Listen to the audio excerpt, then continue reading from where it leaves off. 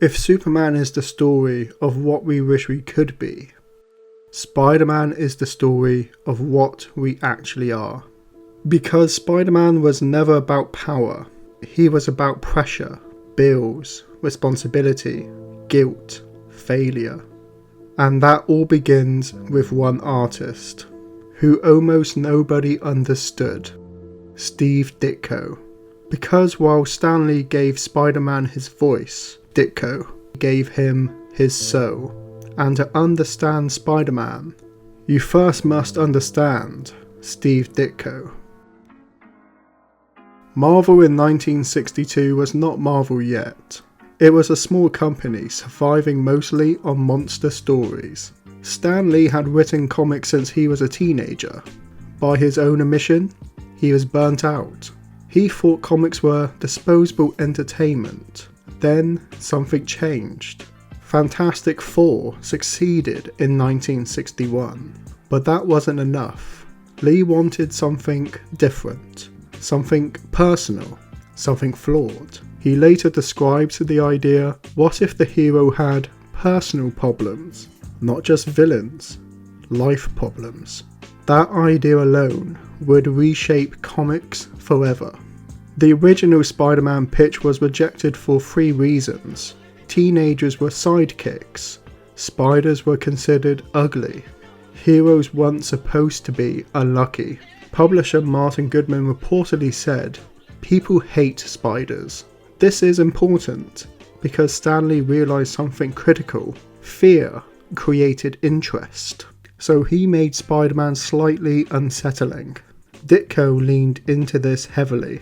Spider-Man isn't drawn like a traditional hero. He's crouched, curved, almost insect-like. Ditko didn't draw a man in a costume. He drew something that moved like a spider. This was revolutionary visual thinking. Jack Kirby tried designing Spider-Man at first, but Kirby drew him powerful, confident, heroic. Lee felt it didn't work. Spider-Man needed vulnerability. So Lee turned to Steve Ditko. Ditko was different from every Marvel artist. Quiet, deeply philosophical, obsessed with morality, and most importantly, he understood awkwardness. Ditko redesigned Spider-Man completely. Full face mask, no exposed skin, large white eyes, thin body, no muscles emphasized. Why? Because Ditko wanted any reader to imagine themselves inside the costume. And this may be one of the most single important design decisions in superhero history. Notice key Ditko design choices. Web patterns on the costume creates tension lines across the body. This makes Spider-Man look constantly stressed. Large eyes allow emotional body language instead of facial expressions. Ditko uses posture instead of face acting. Spider-Man slouches when Peter feels defeated. Spider-Man expands when confident. Ditko invented body language acting in superhero comics. Also, the web shooters. Stan wanted Spider-Man to produce the web naturally. Ditko insisted on mechanical web shooters. Why? Because powers should come from intelligence, not luck alone. This reflects Ditko's belief. People earn their success through effort, not accident. Already, Ditko's philosophy is shaping Spider-Man.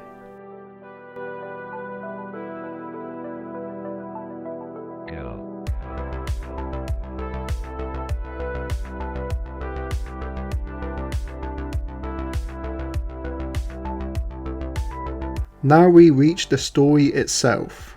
This story is structured like a moral tragedy. Peter is powerless socially. Ditko shows this through framing. Peter is always drawn in lower panels. Other students tower over him. Flash Thompson is drawn wide, Peter drawn narrow. Visual storytelling again.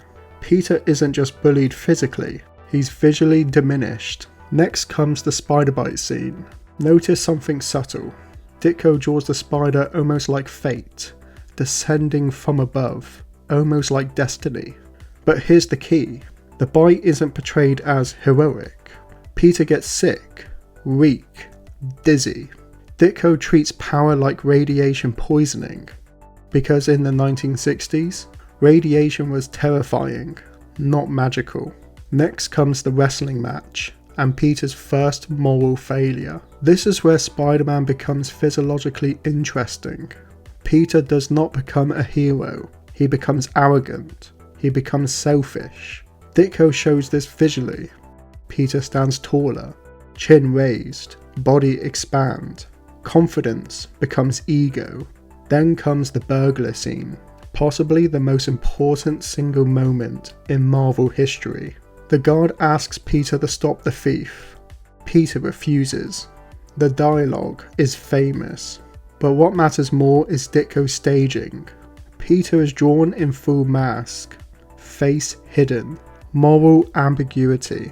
Ditko showing Peter making a dark choice. This is not heroic storytelling. This is a moral consequence storytelling.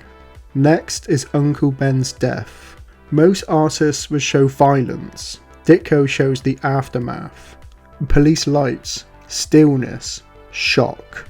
Peter small again. Then comes the revelation, the burglar.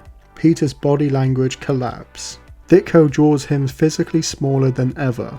Guilt literally shrinks him. And here is the key physiological truth Ditko establishes. Spider-Man is not driven by justice. He's driven by guilt. This becomes the emotional engine of 1960s Spider-Man. Every story is Peter trying to compensate, trying to earn redemption, trying to deserve Uncle Ben's death. That psychological engine? Pure Ditko. Steve Ditko strongly believed in personal responsibility. Actions have consequences, no excuses, no moral grey. Peter failed, so Peter must live with it. No one else is blamed. Not the system, not society. Just Peter. This is radically different from later Spider-Man interpretations. Ditko's Spider-Man is a morality play, not just a superhero adventure, because it isn't about powers, it's about mistakes. Everyone understands regret. Everyone understands wishing they had done something different. Spider-Man becomes universal because everyone has their own Uncle Ben moment. That is why Spider-Man works. Not fantasy, psychology. After Amazing Fantasy 15, sales reports came in. It was the best-selling issue. Spider-Man was immediately given a series. What happens next is remarkable, because Stan and Ditko begin constructing the first ongoing psychological superhero narrative. And this is where the real experiment begins, because now they must answer what happens after the origin. Can failure be serialized? Can responsibility be exhausting? Can being a hero actually make your life worse? That is Amazing Spider-Man, and that begins next. Amazing Fantasy 15 proved something important. Spider-Man could sell, but one good issue is not a character. A series is where a character lives or dies. And now, Stan Lee and Steve Ditko faced a much harder question. How do you make a superhero story about someone whose life keeps getting worse? Because that's the real innovation of early Amazing Spider-Man. Every issue asks one question. What does responsibility cost? And the answer is always more than Peter Parker can afford.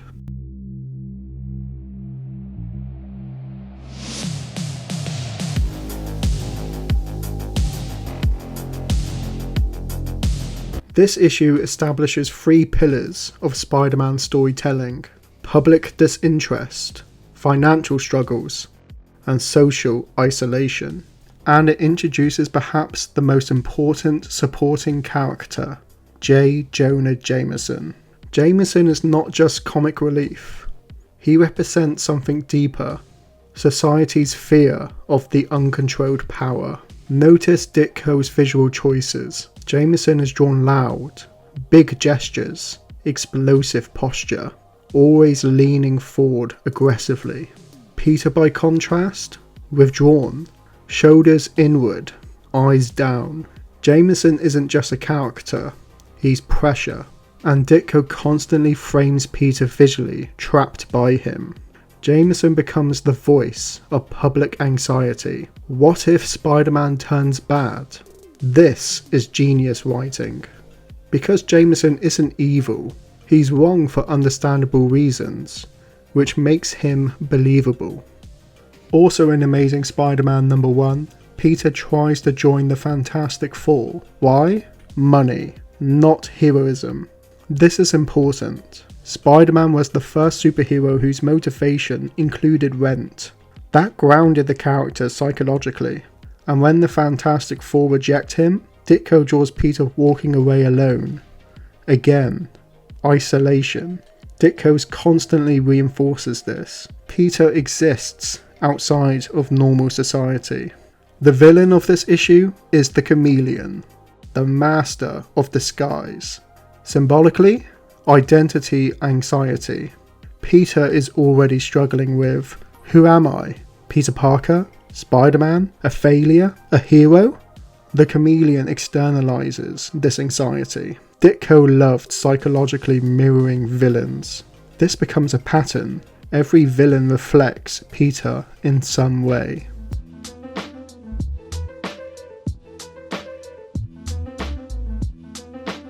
The future is fascinating psychologically. An old man stealing power through technology.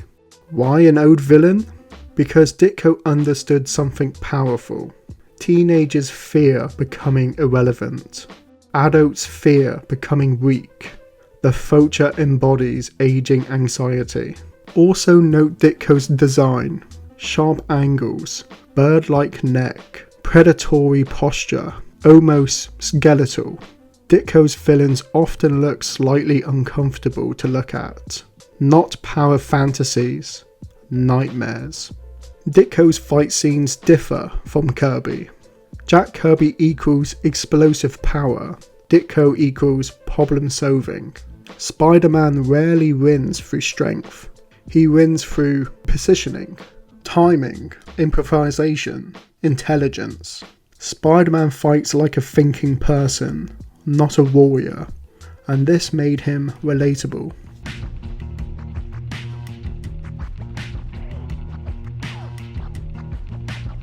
Dr. Octopus may be the most important villain in early Spider-Man, because he represents Peter's worst possible future. A brilliant scientist, arrogant, isolated, consumed by intellect. Doc Ock shows what Peter could have become without empathy. Ditko visually makes this clear. Both are thin intellectual types, but Peter crouches, whilst Otto dominates the space.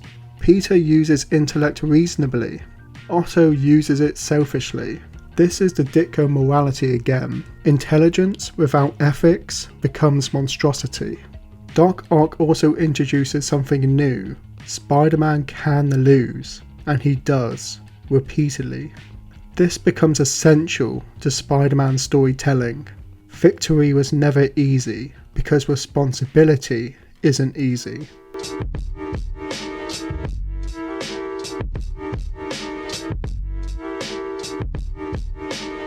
Sandman is different.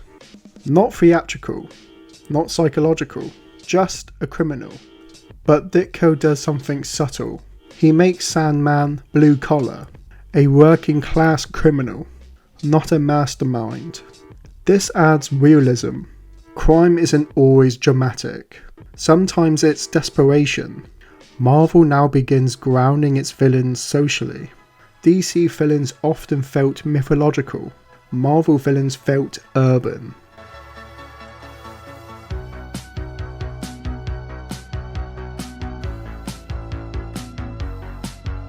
Doctor Doom appears, but more importantly, Marvel continuity expands. Spider-Man is now part of a living world. This is new. Heroes crossing over regularly was still rare. Marvel was building something unprecedented, a shared emotional universe.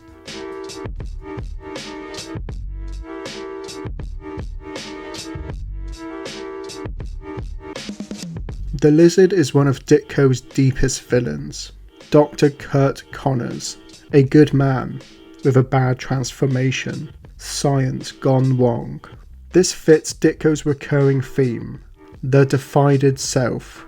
Peter himself lives divided. Peter Parker versus Spider-Man, Connors versus Lizard reflects this. But here's the key difference. Connors loses control. Peter struggles to maintain it.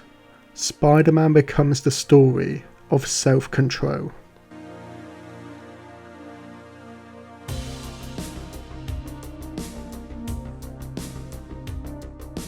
The return of the Vulture shows something important. Villains don't disappear. Actions have consequences. Ditko hated reset storytelling. Then comes The Living Brain, an early AI story. Fear of technology replacing humans. Again, science without morality theme.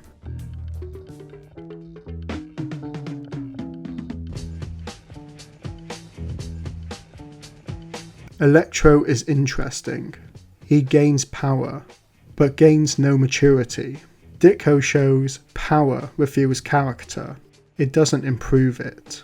Electro becomes dangerous because he's irresponsible. Peter becomes heroic because he chooses responsibility. Same situation, different choices. Ditko storytelling is always about choice.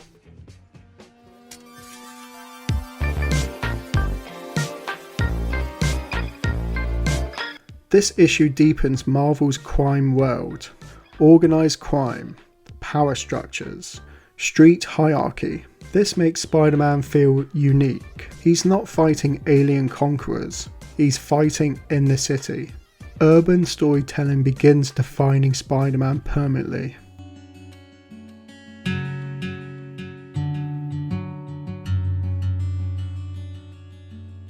Across these 10 issues, something important happens. Peter becomes more stressed. Ditko tracks this visually. More shadows across Peter's face. More tired posture. More moments alone. Spider-Man isn't making Peter happier. He's exhausting him. This may be the biggest innovation of early Spider-Man. Heroism is portrayed as emotionally draining. Later heroes gain confidence. Peter gains anxiety. This was revolutionary. Also within the first 10 issues, important side characters started forming. Aunt May equaled emotional responsibility. Jameson equaled social pressure. Flash Thompson equaled insecurity projection. Betty Brant equaled early romance, showing Peter's emotional difficulty. Betty especially matters. She shows Peter's first attempt at an adult relationship, and his failure, because Spider-Man always interferes. This is early setup for future Gwen Stacy and Mary Jane dynamics. Across issues 1 to 10, Ditko becomes more confident. Panels become experimental, vertical movement panels, Spider-Man swinging across gutters, claustrophobic framing during stress. Ditko uses environment psychologically. New York becomes an emotional landscape, not just a setting. When Peter is stressed, city feels crowded. When Peter succeeds, city feels open. Visual storytelling again. Amazing Spider-Man wasn't about the powers. It wasn't about the costume. It wasn't even about the villains. It was one radical idea. Life doesn't improve when you become a hero. It gets harder. This had never really been done before, and readers, especially teenagers, immediately recognized the truth. Growing up feels exactly like this. More responsibility, less certainty, more pressure. Spider-Man becomes the first superhero about becoming an adult, and this is only the beginning.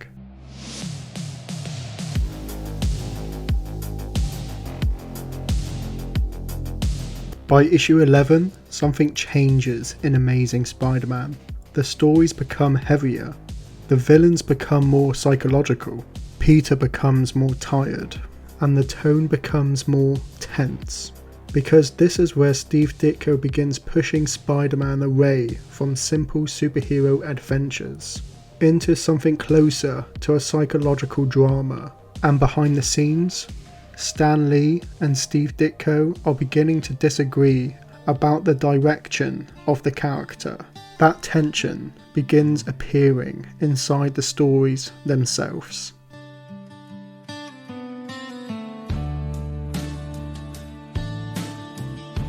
Dr. Octopus returns, but this time the story focuses less on action and more on degradation.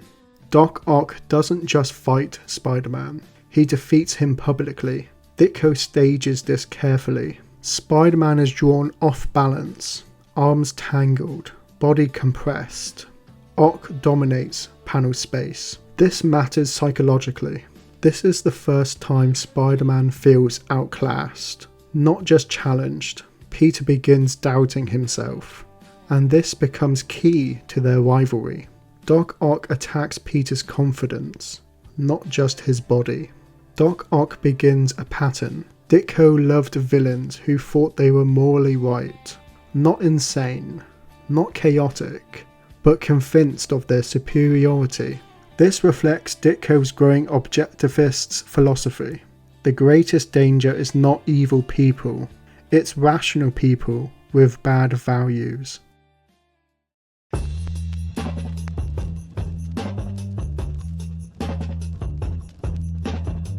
This issue quietly introduces something huge: the Master Planner criminal network. At first, it seems like standard crime plotting, but this becomes the foundation for the greatest Spider-Man story ever told. Ditko was a long-form storyteller before it was common. He plants story seeds months ahead.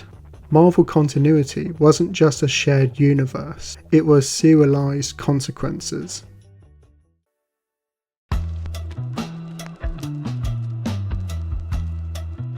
Mysterio is perhaps the most Ditko villain of all, because Mysterio isn't about power, he's about deception. Special effect artist Quentin Beck uses illusion to frame Spider-Man for crimes. Symbolically, this represents something Peter constantly faces: being misunderstood. Peter knows he's good, the public believes he's dangerous. Reality versus perception becomes a major Spider-Man theme. Ditko visually represents illusion brilliantly. Distorted perceptiveness, impossible architecture, dreamlike staging. These pages almost feel like proto-Doctor Strange art, because Ditko was also drawing Doctor Strange at this time. You can see his interest in perception bleeding into Spider-Man. Ditko believed reality is objective. Truth exists independent of opinion. Mysterio represents the opposite: manipulated reality, false narrative. This is why Spider-Man defeats him through logic, not force. Ditko believed truth defeats illusion.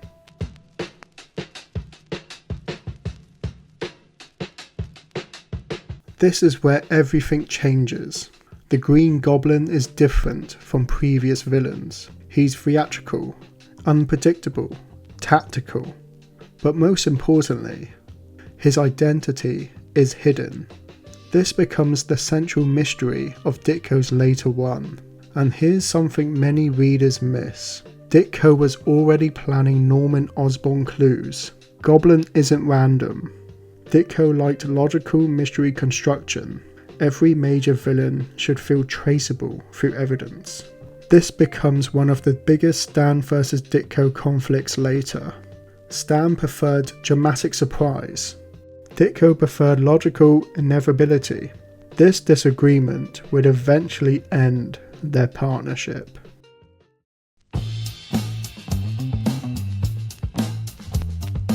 Kraven introduces something new. Spider-Man becomes prey. Until now, Peter has been reactive. Kraven actively hunts him. This flips the power dynamic. Ditko shows this through staging. Spider-Man watched from a distance, Kraven positioned above him. This reinforces a core Spider-Man idea: Peter is never safe.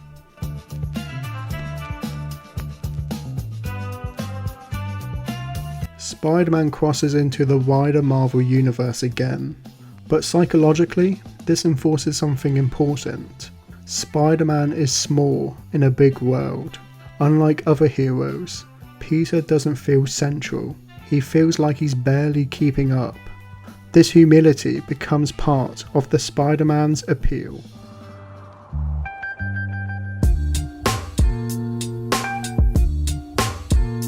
This shows something new. Reoccurring psychological threats. Not just episodic fill-ins. Goblin becomes a looming danger. Ditko begins structuring tension like a thriller. Goblin appearance feels like an interruption of normal life, like anxiety attacks entering Peter's routine.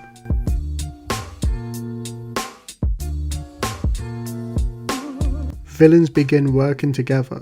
Marvel begins feeling like an ecosystem. Crime isn't isolated anymore. Spider-Man begins facing a world of problems, not just individuals. Responsibility grows heavier.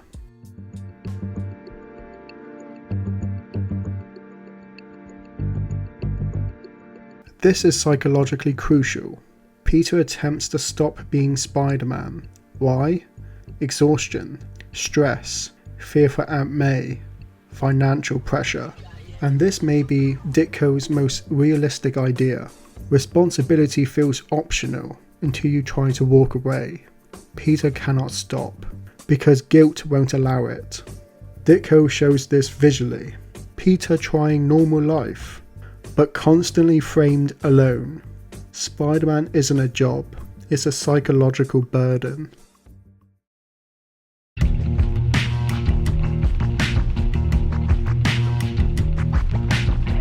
This issue is incredibly important. Jameson funds the creation of Scorpion to defeat Spider-Man. It goes wrong. Scorpion becomes unstable, dangerous, violent. Symbolically, this is Ditko showing fear creates the very dangers it tries to prevent. Jameson becomes morally responsible. This complicates his character. Jameson isn't just loud, he's flawed, and his flaws have consequences. Ditko loved consequences. No action is neutral.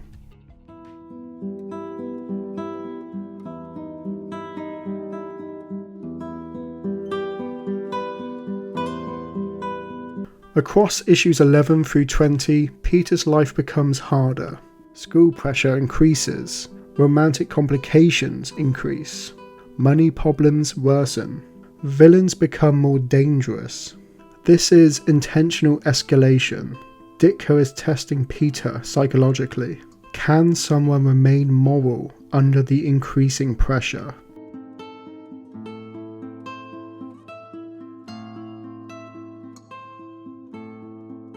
While Gwen Stacy doesn't fully appear yet, the groundwork begins. Peter's college transition is coming. Romantic storytelling is shifting. Betty Brant represents Peter's early emotional insecurity. Gwen will represent something different. Peter trying to become stable. Mary Jane will represent something else entirely. The life Peter wishes he could have. Ditko begins preparing this emotional triangle structure. By this point, Ditko is plotting most issues himself. Stan adds dialogue, but Ditko wants more credit, more control. Their philosophical differences increase. Stan liked flawed heroes who struggled socially. Ditko liked moral heroes struggling ethically. Subtle differences, but important. Stan saw Spider-Man as drama. Ditko saw Spider-Man as morality. These two visions begin pulling the character in different directions. The stories reflect this tension. More emotional drama, more moral consequence structure. This creative friction actually improved the stories, but it wasn't sustainable. By 1965, Spider-Man was no longer just about surviving high school. Peter Parker was growing up, graduating, entering college. And this creates a new storytelling challenge for Stan Lee and Steve Ditko. If Spider-Man was about responsibility, what happens when the responsibility multiplies? Because college wouldn't make Peter's life easier. It would make it more complicated. New friends, new enemies, new romances, and for the first time, a glimpse of what the life Peter Parker wishes he could live.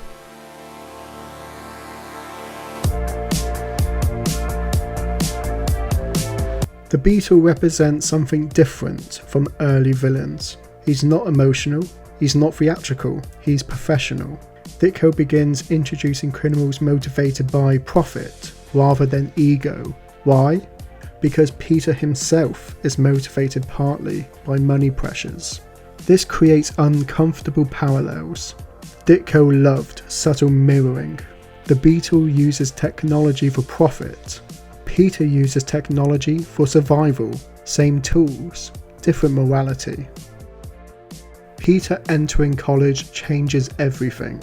High school Spider-Man stories focuses on isolation. College introduces possibility, new social structures, new identities. And this is where we first see Gwen Stacy, Harry Osborn, and the life Peter might have lived.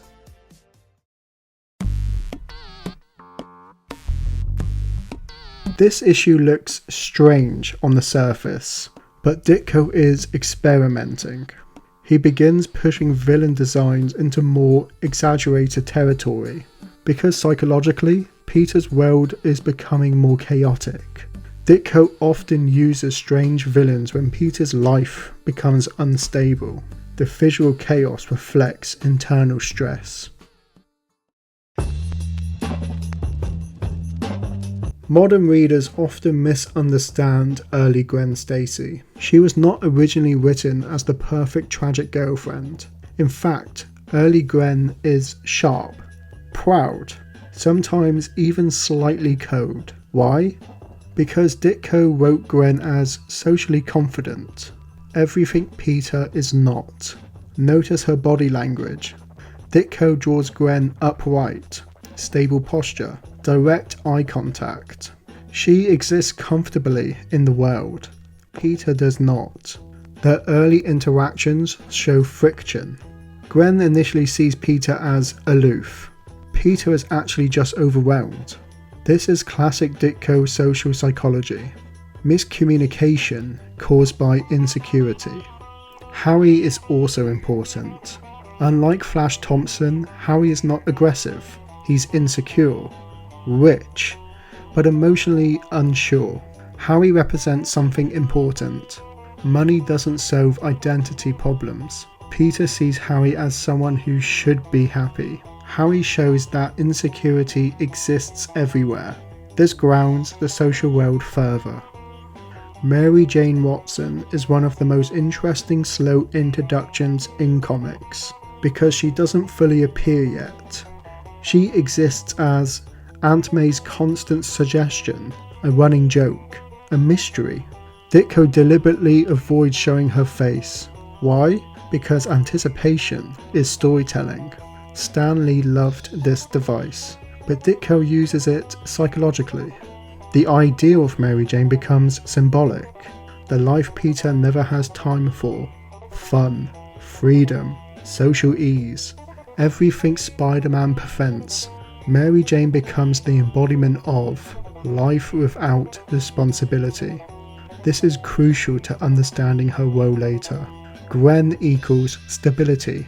MJ equals freedom. Peter is trapped between both.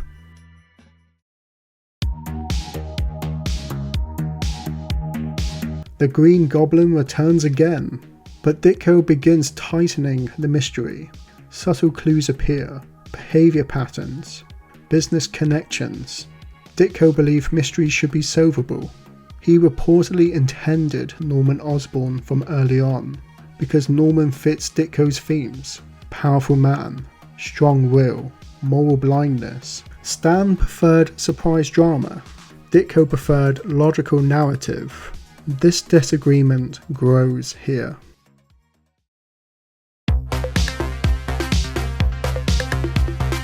The master planner crime network reappears, but Ditko treats this differently. Less flashy, more procedural, almost like a crime thriller. Peter is investigating now, not just reacting. This begins Spider-Man as a detective, which fits Peter's scientific thinking. Peter begins facing problems he can't punch: crime organizations, financial systems, social expectations. Ditko shows Peter increasingly boxed in by panel layouts, more vertical panels, more enclosed spaces. Peter is visually trapped by adulthood.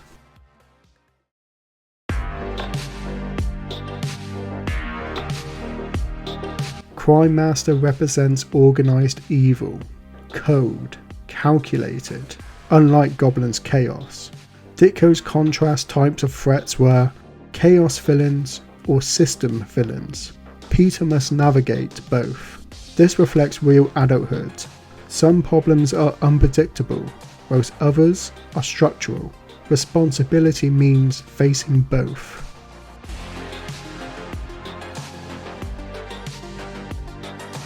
College Peter becomes more introverted, not less, because now stakes are higher: future career, adult relationships, family health, money. Spider-Man is no longer just interfering with Peter's life, it's threatening his failure. This is a major tonal shift, because Spider-Man becomes a liability, not just a burden.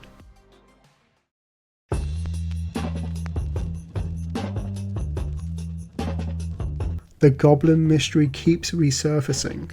Ditko increases tension by absence. The Goblin appears just enough to stay threatening.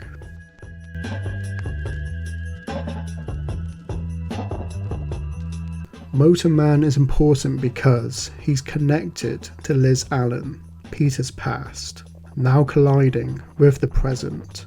Ditko increasingly ties villains to Peter's life. Random danger becomes personal danger. This increases emotional stakes. Motor Man also represents transformation through greed. Again, power revealing characters.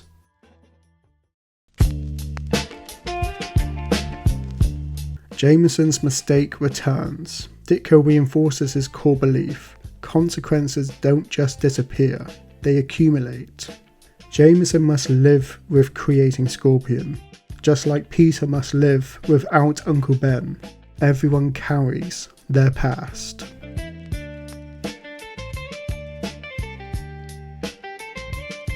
This issue deliberately echoes Peter's origin, another burglar story. Ditko reminding readers, Peter's motivation never goes away. Responsibility is not a lesson learnt once, it's learnt repeatedly. This prepares readers psychologically for what happens next, because now everything collapses. By issue 30, Ditko has quietly constructed Peter at an emotional limit, Aunt May increasingly fragile, financial pressure severe, college pressure high, villains more dangerous. This is not random, because the next story will test Spider-Man completely. By late 1965, Spider-Man was no longer a simple superhero comic. It had become something else, a story about pressure. And Steve Ditko was about to ask the ultimate question: how much pressure can one person take before they break? Because in this story is where Peter Parker finally reaches his limit, and what happens next becomes the single most important character moment in Spider-Man history.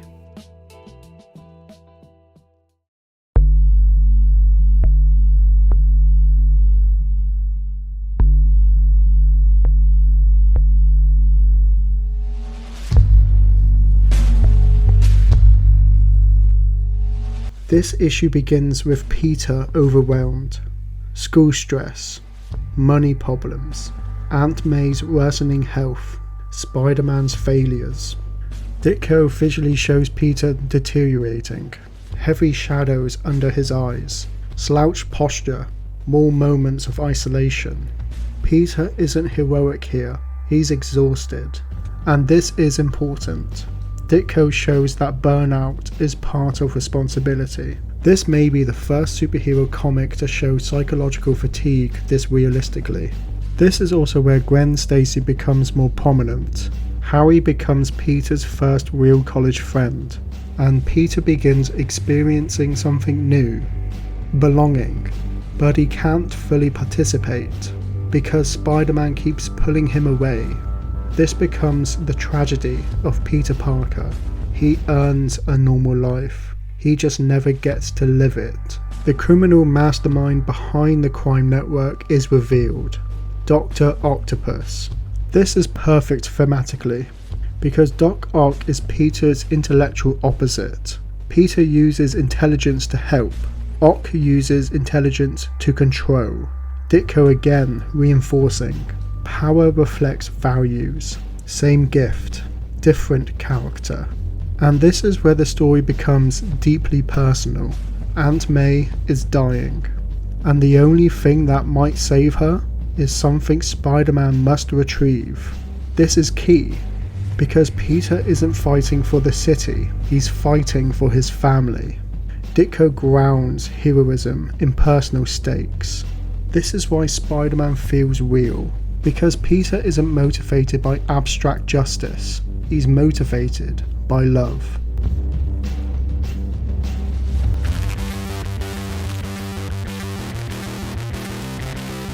Peter tracks Doc Ock to an underwater base.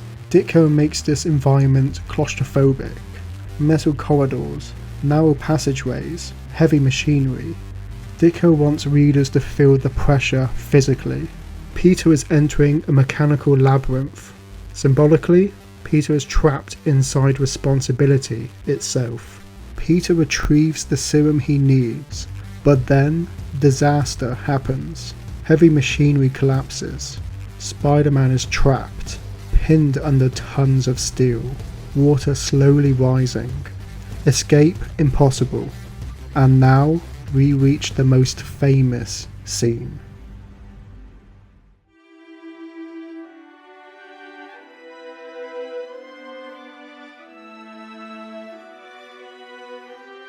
This sequence is often called the greatest Spider-Man moment ever drawn, and may be the greatest superhero sequence ever illustrated. Why? Because nothing explodes, no big fight happens, no villains are present, just Peter Parker, alone, failing. Ditko structures this scene brilliantly. Panel 1, Spider-Man crushed, small, defeated. Panel 2, internal dialogue, Peter thinking of Aunt May. Panel 3, memories of Uncle Ben, responsibility returns. Panel 4, Peter tries to lift debris, fails. Panel 5, tries again, fails again. Ditko stretches time, makes the struggle feel endless. Peter doesn't lift the machinery because he's strong. He lifts it because he refuses to fail again. This is crucial. Spider-Man is not a power fantasy. He's an endurance fantasy. The fantasy isn't being strong, it's being able to keep going. This is why this scene resonates. Everyone understands wanting to quit. Spider-Man shows what it looks like not to. Notice the water, slowly rising in each panel. Time is pressured. Notice Peter get drawn slightly larger with each attempt. Ditko visually shows determination growing. Light reflections increase. Symbolic hope. Ditko is telling an emotional story through pure visuals. This is master level visual storytelling. Peter finally lifts the machinery, not through strength, through meaning, through responsibility, through guilt, through love. This is Ditko's entire Spider-Man's philosophy in one moment. Character creates strength, not power, not luck, choice. Because everything Spider-Man becomes later comes from this moment. Every future Spider-Man story echoes this idea. Spider-Man wins because he refuses to stop trying, not because he cannot lose. And ironically, while this masterpiece was being created, Stan Lee and Steve Ditko were barely talking. They communicated mostly through notes. Ditko was plotting almost everything now, Stan dialoguing afterwards. Their relationship was becoming purely professional. Creative respect remained, personal communication faded, and yet their best work would come during this tension. Because this is pure Ditko philosophy. Individuals must carry their own weight. No rescue, no shortcuts, no excuses. Peter lifts the machinery alone. No team arrives, no miracle, just effort. That is Steve Ditko's storytelling. At the end of the Master Planner saga, Peter saves Aunt May. He returns to a normal life, but he's changed. More serious, more burdened, more adult. Ditko showing something subtle. Responsibility ages you. Peter grows psychologically older here. The carefree teenage Spider-Man era ends here. And now we enter the final phase, issues 34 through 38, where the Green Goblin mystery reaches its peak. Stan Lee and Steve Ditko's conflict reaches its breaking point, and one of the most important creative partnerships in comic book history quietly ends. By 1966, Amazing Spider-Man was Marvel's biggest comic. Spider-Man had become a cultural phenomenon, but behind the scenes, the partnership creating him was collapsing. Stan Lee and Steve Ditko were no longer collaborating the way they once had. In fact, according to multiple accounts, they almost completely stopped speaking directly. Communication happened through assistants, margin notes, plot pages, and somehow, out of that silence came some of the most psychological, intense Spider-Man comics ever created. Because the final Steve Ditko issues feel different, sharper, colder, almost as if the comic itself senses the partnership ending.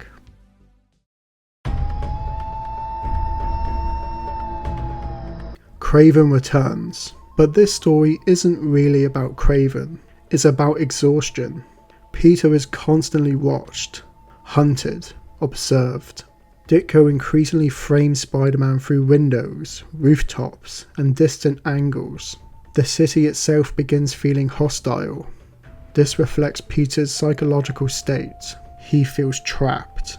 In these final issues, Ditko's layouts become stranger, more shadows, less crowded humour, more negative space. Characters appear emotionally distant from one another. This is important. Because of Ditko's growing objectivist beliefs emphasize individualism, and Peter increasingly feels emotionally separated from the world around him, even amongst friends. This is where Gwen Stacy starts softening. Her initial coldness fades. But notice something important. Ditko's Gwen is still very grounded, very intelligent, very observant. She notices Peter disappearing constantly. She senses emotional inconsistency, and unlike later interpretations, Ditko's Gwen isn't idealized yet. She's realistic, sometimes frustrated, sometimes demanding. Because Ditko believed relationships required honesty, and Peter cannot be honest. This creates emotional tension constantly between the two.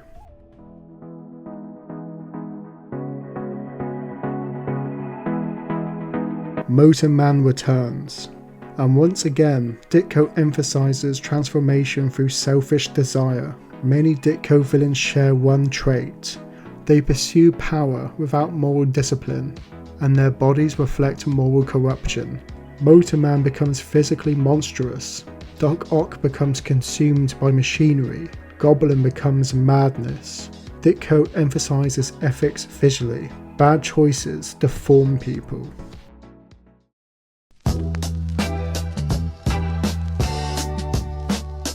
The Luthor is often overlooked. but psychologically, very revealing. A man gains immense power through scientific discovery, uses it selfishly.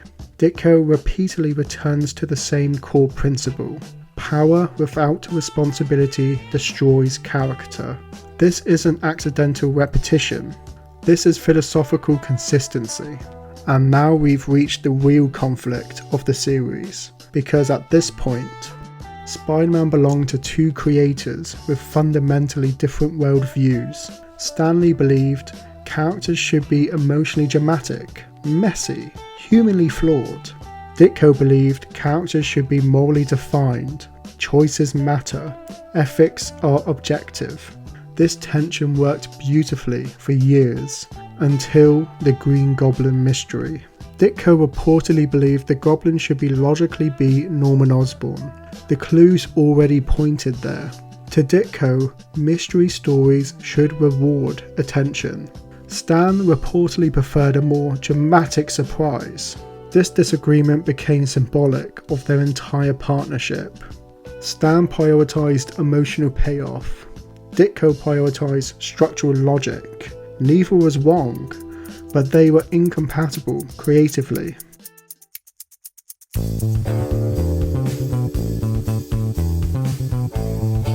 Issue 37 becomes incredibly tense in retrospect. Norman Osborn connection to Peter deepens. Goblin clues intensify. Ditko is clearly steering towards revelation, but the pacing becomes awkward, almost hesitant. You can feel competing creative instincts inside this comic. Historians often point to these issues as evidence of the growing creative fracture. By now, Ditko was doing enormous amounts of plotting, sometimes essentially full story constructions. Yet, publicly, credit was largely emphasized to Stan Lee. This became increasingly frustrating, because Ditko did not see himself merely as an illustrator. He saw himself as a storyteller, and honestly, history largely agrees.